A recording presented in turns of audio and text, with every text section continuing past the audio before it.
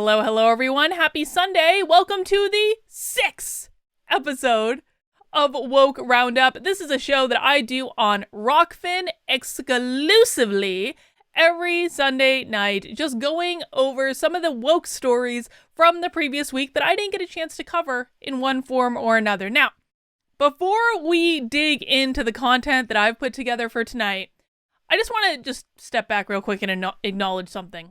For like the 5th or 6th week in a row, the woke news, and by woke I mean, basically, well, all news is woke, really, but really coverage of woke-related topics, it has again been dominated by the woke trying to convince Asians that they are oppressed. And this was going on before the Atlanta shooting. The Atlanta shooting, as you know, I think most of us can realize, is just something that they're using as a device to try to convince Asians that they're oppressed. Not that we don't want to be concerned about crimes against Asians, but they are not a symbol of white supremacy, mostly because they're mostly committed by African Americans.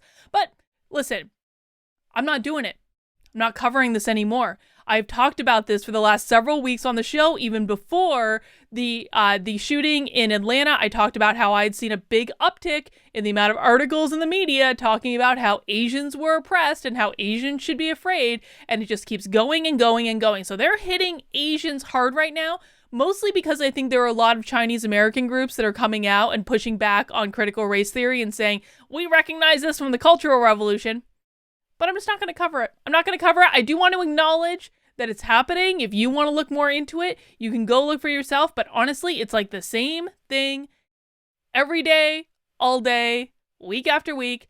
I'm moving on because oftentimes when the woke are really making a lot of noise about one thing, it's mostly because they want you to ignore other stuff that they're doing. So we're moving on and we're going to start looking at some other stuff that we're doing. And we're going to start in an area that I think is, of particular importance. That's medicine. Medicine has gone woke. Now, what could possibly go wrong when you take an ideology that tells people that you should judge people based on the judge people based on the color of their skin rather than the content of their character? What happens when you take that ideology of judging people solely based on the color of their skin and you combine it with the practice of medicine? Are we going to have realities where medicine for people of certain races is more restrictive and unavailable and frankly is of a lower quality simply because of their race? Well, maybe. Let's take a look at a couple of articles. This one in Yahoo News, Wright State Medical Residents pilot anti-racism dialogue training. A group of Dayton doctors early in their careers are piloting an anti-racism dialogue training never before applied to the field of medicine. The program offered to Wright State University OBGYN residents in the past year will soon be expanded to include Boonshoff School of Medicine Administration and eventually faculty and other residents and students. The training facilitators hope the program expands beyond Wright State someday and helps as many doctors as possible grapple with their bias. So I was watching a show on Netflix called Evil a couple months back with my husband, and it was one of those boring shows. It wasn't like really that great of a show. I guess it could have been if they had, more than half-assed the plot. But we were watching the show and it was fine up until they get to this one episode where they're in a hospital and a black woman is in the morgue and she's dead. She's dead in the morgue. And then all of a sudden she comes back to life. And it's like, what? She was dead. She was in the morgue and now she's come back to life. And they're like, it is a miracle. And part of the premise of this show is basically about it's like evil spiritual forces. And it's very much about it's about all these supernatural things. So it's actually not out of the premise of the show that someone might come back from the dead, right? When you're dealing with the supernatural, these things happen. Well, no. That was not the answer. When she came back from the dead, they were like, it's not a miracle. It's systemic racism.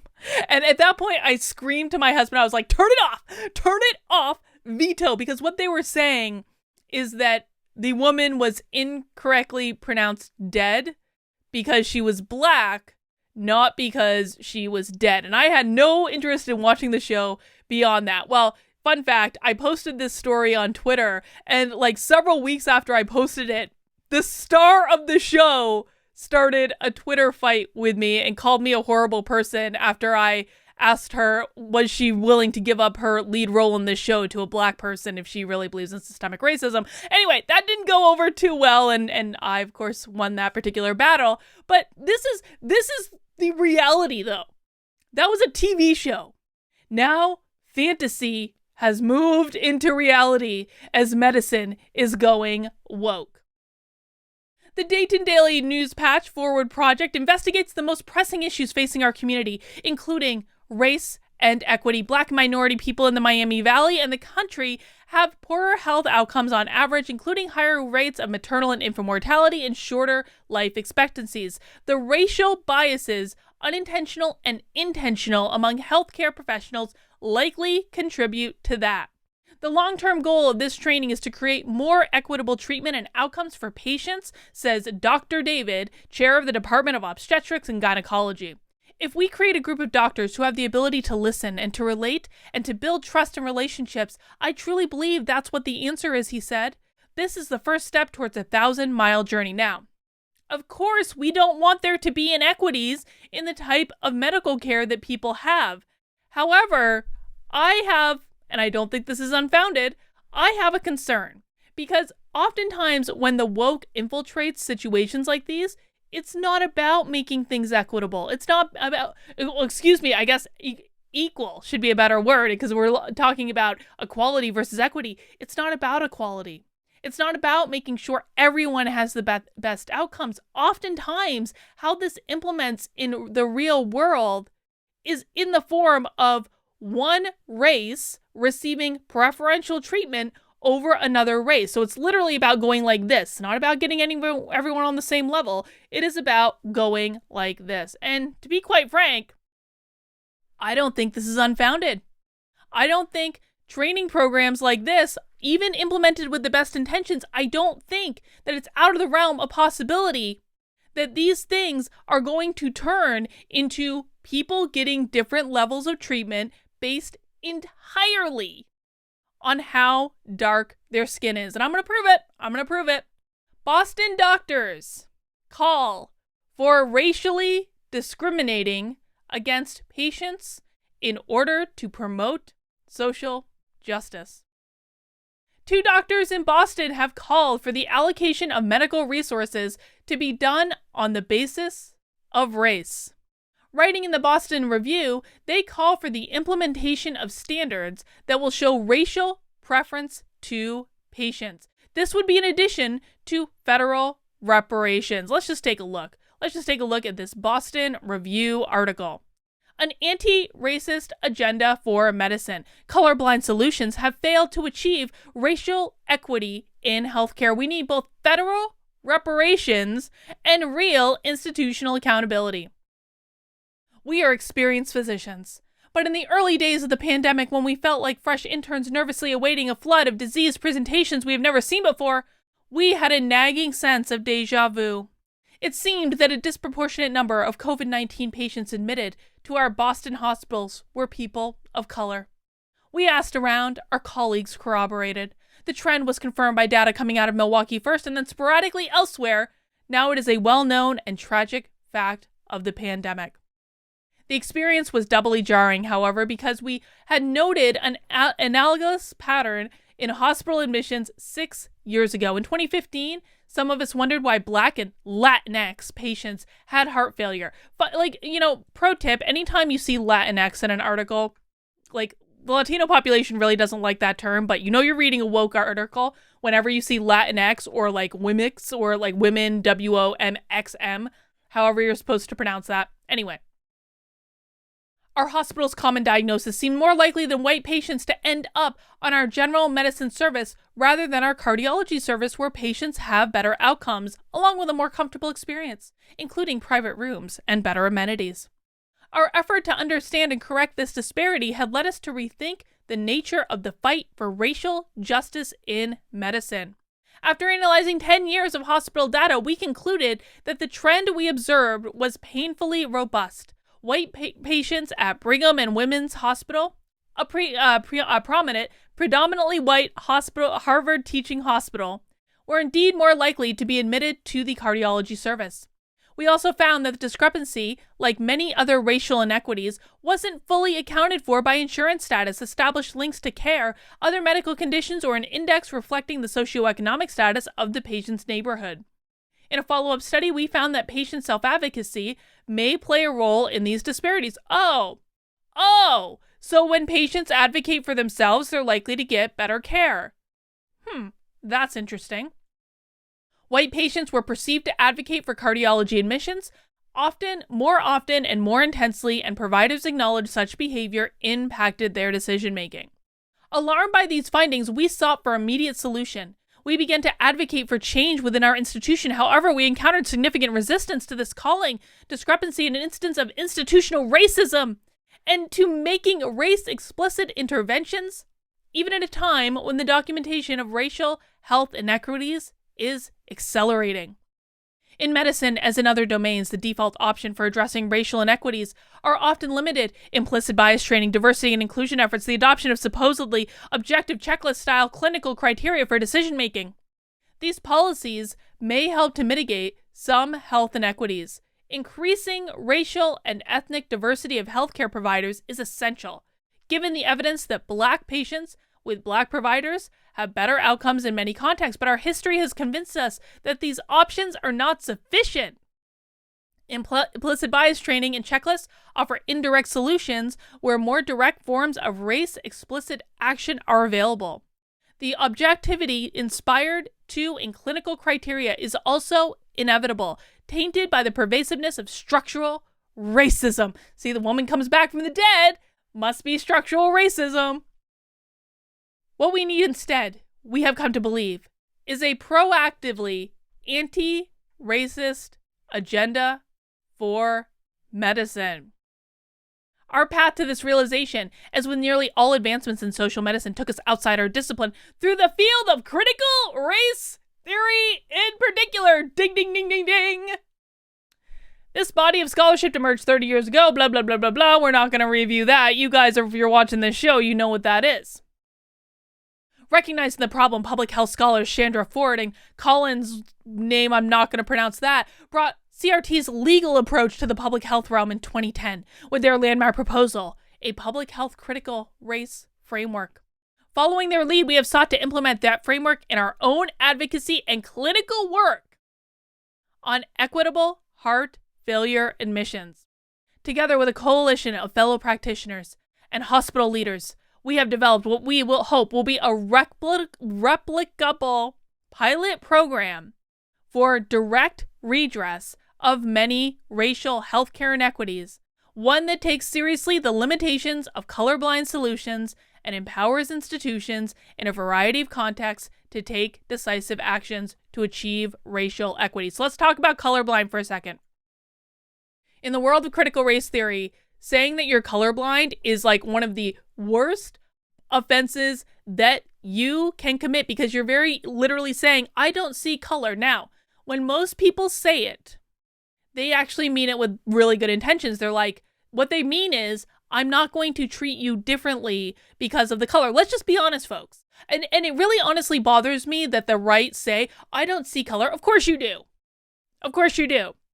If someone Black is standing in front of you, you're probably going to know it. Unless they have like very light skin, you are going to know that person is Black. If someone that's Latino is standing in front of you, or Native American or Asian, you are probably going to be able to look at them and identify what race they are. So I frankly think that the right needs to stop saying things like, we just don't see color. Of course you do. Of course you do. Whether or not you see it is not the point. The point is if you treat people differently based purely on the color of their skin. That is the problem. And so when we're talking about colorblind solutions, when they say one that takes seriously the limitations of colorblind solutions, what they're saying is we are going to treat people differently based on the color of their skin. That's literally what they're saying. They're saying treating people as human beings, regardless of what color their skin happens to be. That's just not good enough. Not good enough.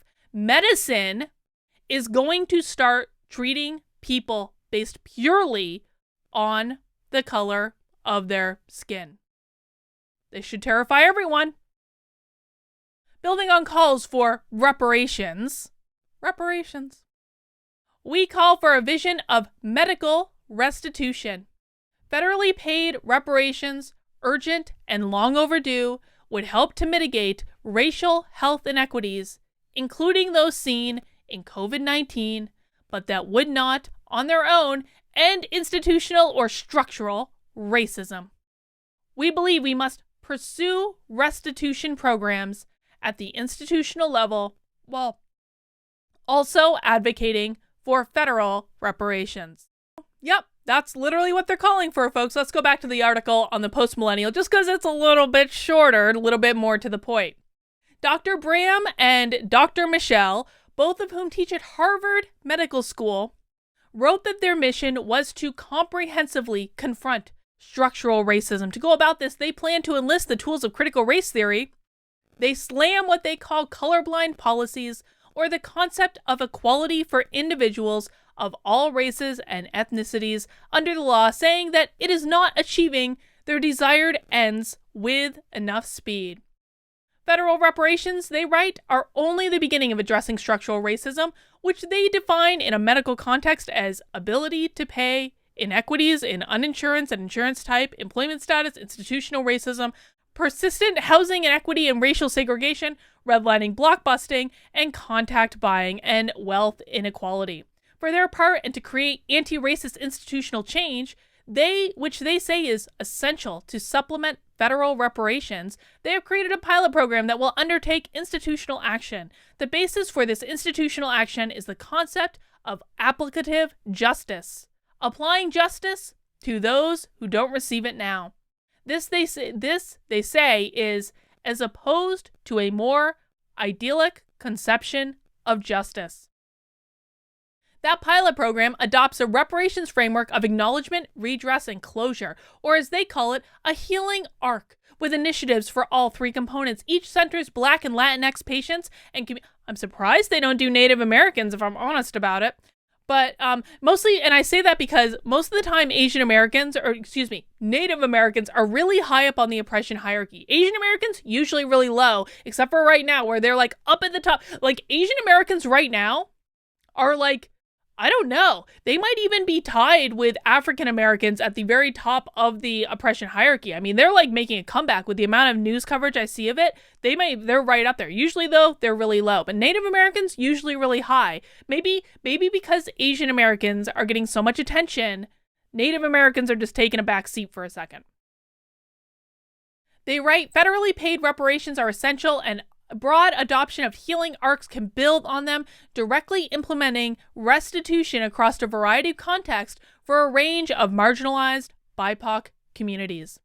Through our pilot initiative, we hope to provide a replicable CRT framework that can move beyond the historic cycle of documenting racial inequalities while endlessly deferring their resolution. The outstanding debt of harm caused by our institution and owed to our BIPOC patients is long overdue. Now is the time to start settling it. Acknowledgement is the part where the health system admits that it was racist in the first place and promises to change. This is always the very first step of going woke. So you have to admit that you have been racist from the beginning. White people have to admit they've been racist since they were born. Institutions have to admit that they have been racist since their founding. Countries have to be built on systemic racism. If you don't do that, you ain't doing any of the other stuff. At this level, there will be focus groups with those in the BIPOC communities, and voices from those communities will be integrated in informal leadership of problems they faced accessing care. Next up is the reparations, or as they are termed, redress, which will be done on an institutional level. Redress, they write, should involve not just a direct solution to monitor and end health inequities, but to offer restitution for past and present injustices. Their final step is closure, during which community and patient stakeholders and institutional representatives must agree that the institutional debt has been paid and that a new system is in place to ensure the problems never reemerge. This is never going to happen. You're not going to get to this point. This is the problem with all these initiatives, it will never, ever, ever, ever, ever get to this point. Who will decide if there's been enough payment to address all the systemic problems? The people who will be receiving in the money and the benefits. You're going to give people free money and then expect them to say, no, no, no, no, no, no, no, no, no. That's enough free money. I don't want any more free money. Okay. So this is real, folks. This is real. This is really happening. Again, medicine going woke.